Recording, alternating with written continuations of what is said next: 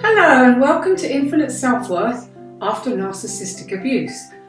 This channel is all about helping women to understand and recover from this insidious, deadly form of abuse.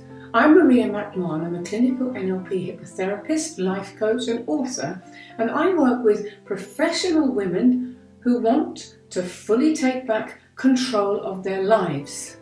Now, there's a lot of talk out there about how omnipotent and powerful narcissists are. But the truth is, they're not. They just believe they are.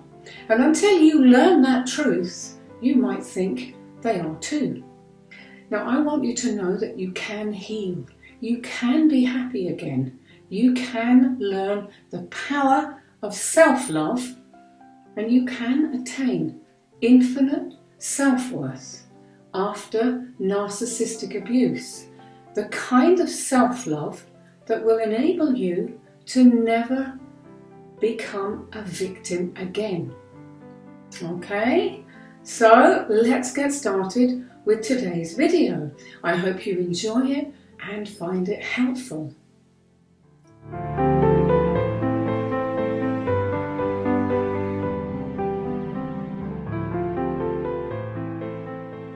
Hi, hello.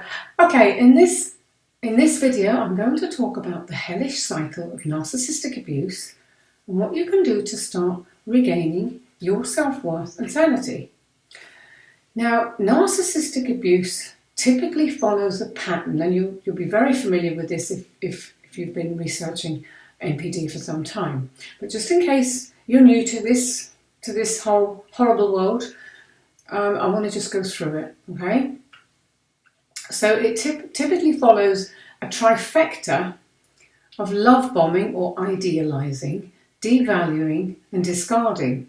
That's the typical three. But there is also a fourth part, and that's hoovering.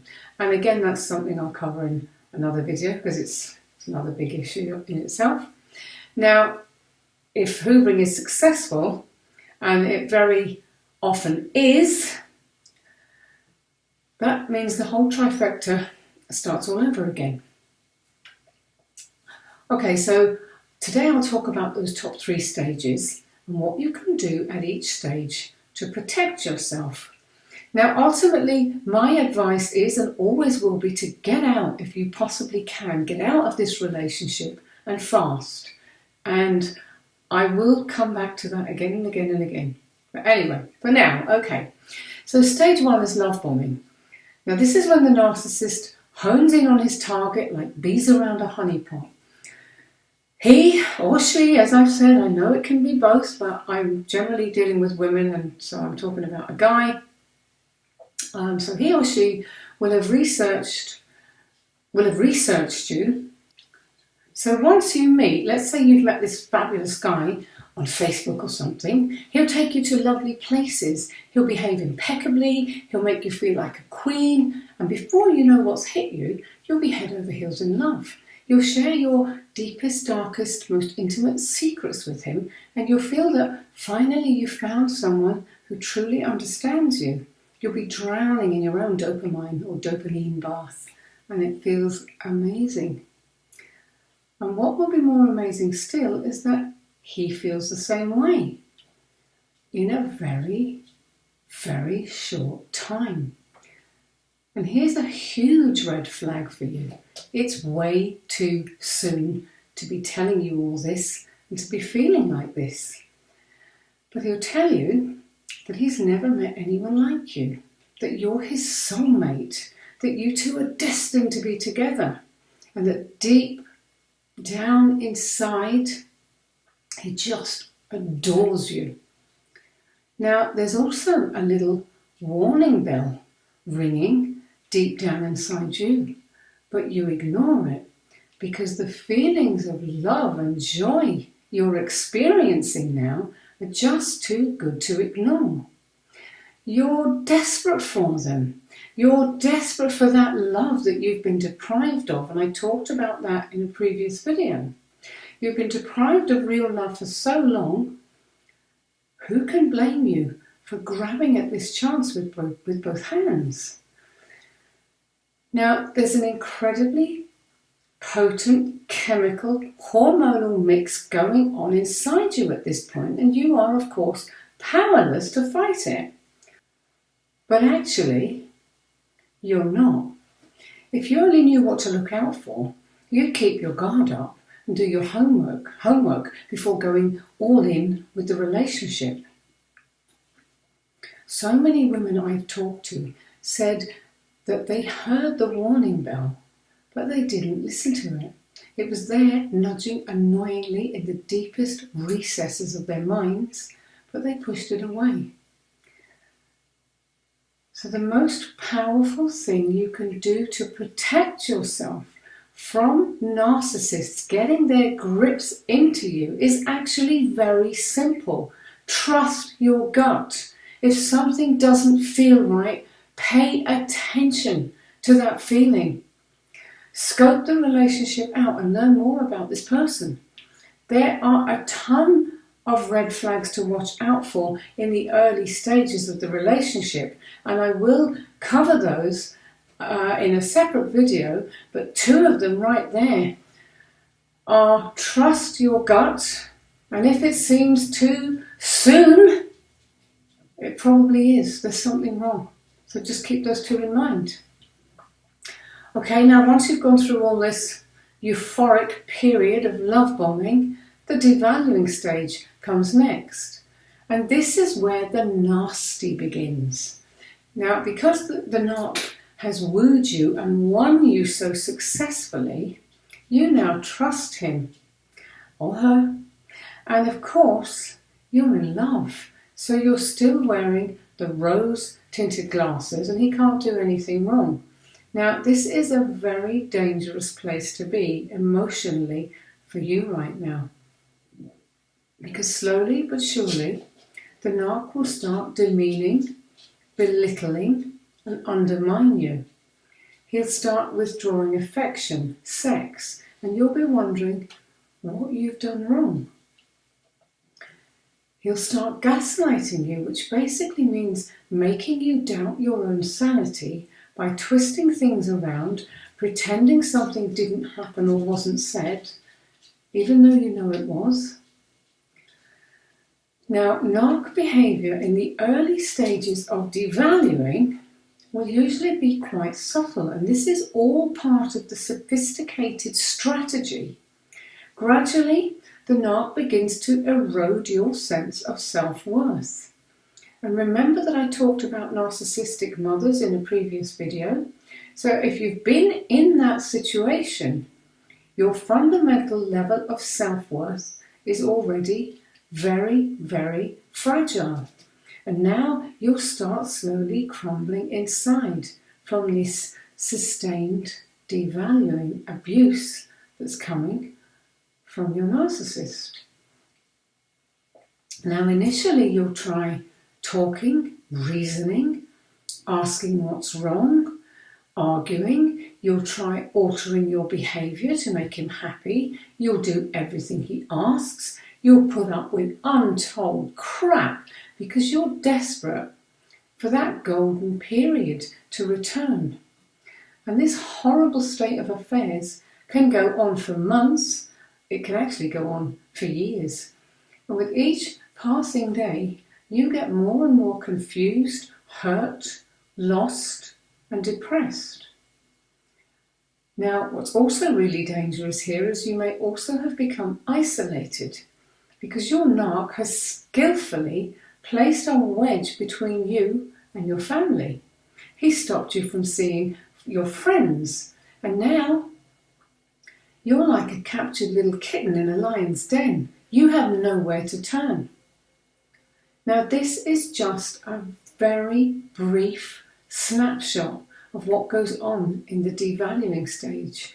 The list of what the narc is capable of doing is a mile long. Now, big nasty things that they'll do include bringing up your past to shame and blame you for it, blatantly flirting with others where you can't fail to see it, cheating on you and denying it even if and when you have incontrovertible evidence and proof. Taking control of your finances and pathological lying. And that's just to name a few. So what the hell can you do if you find yourself in this situation? Okay, firstly, take a deep breath and tell yourself that this will end. This is not your fault, and you are not losing your mind. So just do that now. Say those 3 things. Sit back, take a deep breath, and say, this will end. This is not my fault. I am not losing my mind. Now, this simple little exercise is part of a process of grounding yourself back to reality. Because deep down, those warning bells that you ignored in the beginning, they're still ringing. They still want to be heard. They don't want you to be going through this kind of suffering. Okay? So by saying these 3 things, you're in fact interrupting the pattern of negative thinking and ruminating that's been going on for months or possibly even years. So say these things and say them as many times a day as you need to. And if you've watched my previous video, you'll also recall that I said talking about self-love and saying I'm ready to love myself, I'm going to love me is also one of the critical steps you can take. Keep doing that as well. Okay? Now the next thing that you need to do is reach out and get support. You have got to do this. You have to confide in a family member or a friend that you truly trust and share with them what you've been going through. And make sure that it's someone who's not going to be hoodwinked by the narcissist. This is absolutely critical because they are so manipulative. They can turn even good friends against you. So you've got to be really careful on this one. Now, if you really don't have anyone that you can trust, and I know that applies to some women, some even I've worked with, if you really are in that situation, then find an online forum or a group where you'll be able to connect with women who've been through what you're going through and who understand. In fact, I recommend that you do this as well as sharing with a family member or friend, because this could potentially be a lifesaver for you. Now, if you'd like to join my group, Infinite Self-Worth After Narcissistic Abuse, please do. Just see the links below this video, okay? Finding support like this is essential so that you know you're not alone. Now, the next step would be to learn as much as you can about NPD and abuse. And there's obviously overlap in these tips that I'm talking about today, because you might start with learning about the abuse, and then you start to realise what you're dealing with, so then you might go through the next stages. So they're not in chronological order, okay? So you're going to learn as much as you possibly can about NPD and abuse. And there is absolutely a ton of really good quality information online. There are some fantastic YouTube channels here. I mean, I've only just started mine, but there are some really super people out there doing fantastic work to help people overcome and recover from narcissistic abuse. So there's no shortage of advice. Go find it. Okay? And remember what I've said is that knowledge is power. And it is. The more you know, the better you'll be equipped to deal with it. Okay, so now we come to the third stage, and that's the discard. And that's the final stage of the trifecta. And that's literally what happens. Now, there can be a difference if you're the one who ends the relationship and gets out, but I'm going to cover that separately because that comes with its own issues. But I'm just sticking with, let's say, that the narcissist discards you at this point. So what happens is they'll drop you like toxic waste, and they do this for several reasons. So I want to give you an insight into some of the reasons why they might suddenly do that. Why do they suddenly drop you? So it could be because you're no longer giving them sufficient narcissistic supply or fuel. You've become boring to them and you've outlived your worth. And by this stage, guaranteed they will already have lined up or be actively involved in at least one or more new relationships to ensure that their fuel supply never runs out. Or it could be that you've seen through their false self, and this undermines the fabricated image they've created for themselves. And this is terrifying for them. This threatens their very existence and they cannot handle it. Okay? So they will drop you. Now, it could also be that you've incited narcissistic rage in them because you've given them what they perceive as a narcissistic injury. Now, this is narcissistic rage and injury is really, really nasty. And again, it's something I'll go into in more detail in a separate video. But if you incite that rage, they are going to discard you very often. And worse, they're going to punish you for it. And they'll set out to destroy your life. The lengths they will go to smear, discredit, and ruin you is absolutely shocking. They are truly evil at this stage of their awful, awful game. And yet, more shocking still, such is the warped mind of the narc and how their brain is wired, that despite the appalling things they've done to you and the brutal way they discarded you, they will come back at the hoovering stage. It might seem unbelievable, but remember that narcissists are wired differently to other people. They have no social conscience, none whatsoever. So, excuse me. So another reason for discarding you could be that they've met someone new who is such a superlative source of fuel that they simply consider you redundant now.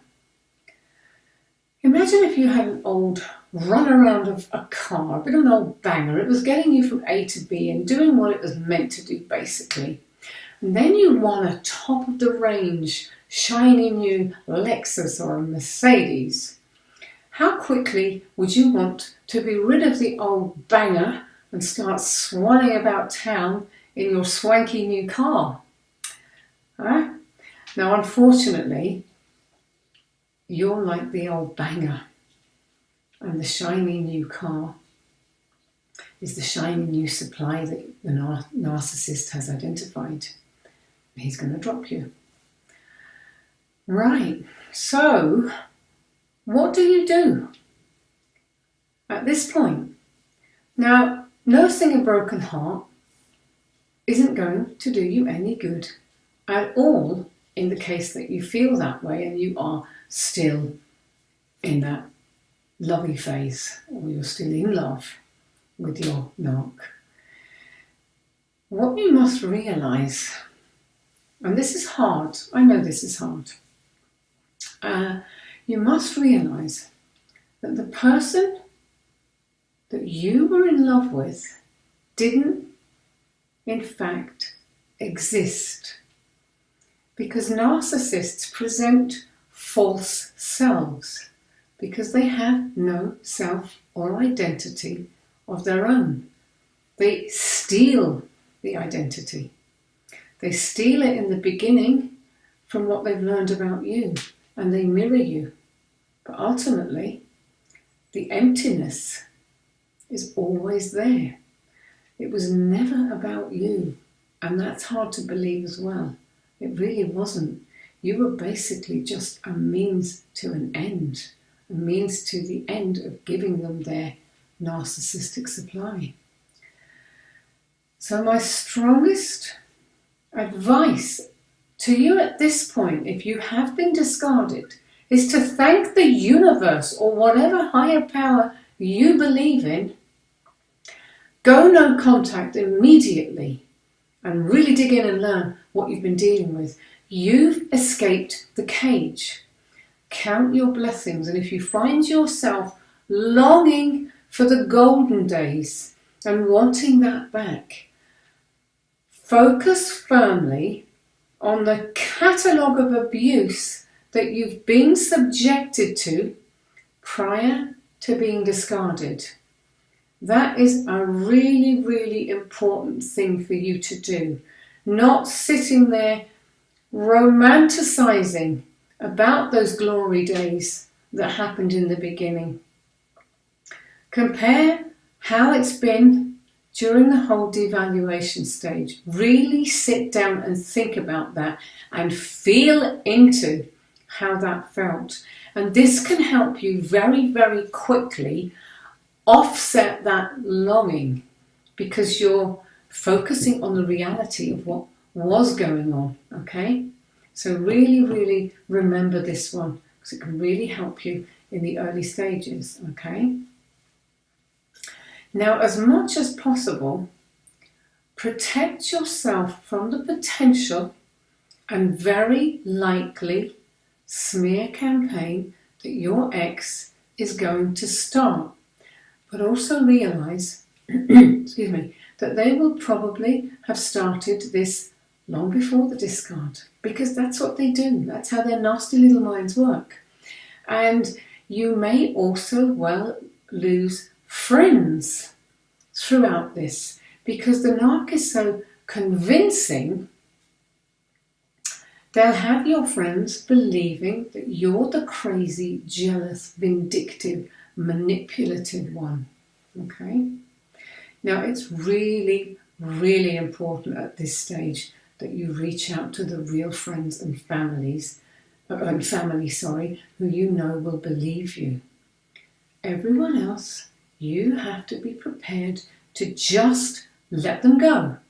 Because if they're going to believe the narc instead of you, think about it. You don't want them in your life anyway. Okay? Just think about it. If they're going to side with the psycho, let them get the hell out of your life. Okay? Now, just don't kid yourself that you can ever get the golden days back when the narc invariably comes back to hoover you up again, because he will eventually in the hugest percentage of cases, and it could be years down the line. And I will talk about going no contact in my next video, so you'll give yourself a much better chance of not being available to be hoovered up again. Okay? So, thank you very much for watching. I hope you found that interesting and helpful. And if so, please hit like and subscribe for more videos. I'll be posting new videos every week. Now, if you'd like to hear more tips and connect personally with me, check out the links below this video. You can also join my closed Facebook group, Infinite Self-Worth After Narcissistic Abuse. Now, this is a women's only group with exclusive content every week. So do check out those links below, and I'll see you again soon. Bye for now, and thanks again for watching. I appreciate your time. Thank you.